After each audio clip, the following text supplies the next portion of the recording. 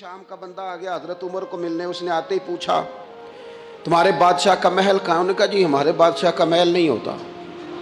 ہمارے ہاں لوگوں نے سمجھ لیا نا کہ روب شاید کپڑوں کا ہوتا ہے, روب شاید گاڑیوں کا ہوتا ہے, بنگلوں کا ہوتا ہے, بہت بڑی کوٹھی کا روب ہوتا ہے. اور نہیں بھائی, روب تو بندے کے کردار کا ہوتا ہے, اس کے افکار کا روب ہوتا ہے. روب اس کے اونچے خیالات کا ہوتا ہے. کہاں ہے آپ کے بادشاہ کا محل؟ تو نے کہا محل شہل تو کوئی نہیں, مسجد میں ہوں گے امیر المومنین. بندہ کہتا ہے میں سوچ میں پڑ گیا کہ جس کے نام سے میرا بادشاہ کانپتا ہے وہ مسجد میں ہوگا. گن مین ہی کوئی نہیں, ہٹو بچو ہی کوئی نہیں, ادھر ادھر ہی کوئی نہیں, پہرے دار ہی کوئی نہیں. مسجد میں جا کے پوچھا جناب عمر, کہنے لگے ادھر ہی تھے. کدھر ہیں بھائی حضرت؟ وہ کدھر ہیں بھائی؟ ادھر ہی تھے. کہنے لگا میں حیران ہو گیا یہ بادشاہ کی بات ہو رہی ہے. ایک صاحب کہنے لگے وہ کھجوروں کے باغ کی طرف جا رہے تھے. کہتے ہیں میں کھجوروں کے باغ میں گیا تو ایک بندے سے پوچھا امیر المومنین, کہنے لگا وہ سامنے کی طرف جا رہے تھے, ادھر گیا. ایک بندے سے پوچھا کہاں ہے وہ شخص اس کی 24 لاکھ مربع میل پہ حکومت ہے؟ کہاں ہے وہ شخص جو مدینے میں بیٹھ کے نعرہ لگاتا ہے تو کیسر و کسرا کانپ جاتے ہیں؟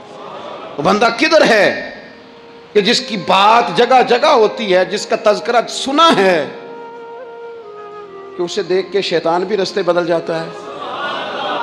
انہوں نے کہا وہ دیکھ رہے ہو کھجور کے درخت کے نیچے کنویں کے ساتھ مٹی کا ڈھیلا تکیے کی جگہ رکھ کے وہ جو تامت باندھے کرتا پہنے سویا ہے وہی تو فاروق اعظم ہے.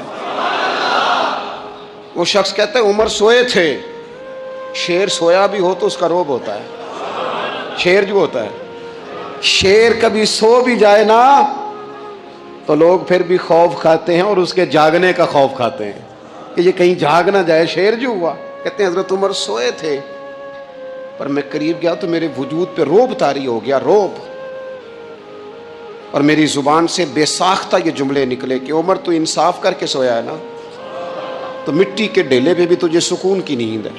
خودداری, وقار, عزت, یہ احساس کمتری سے باہر نکلیں.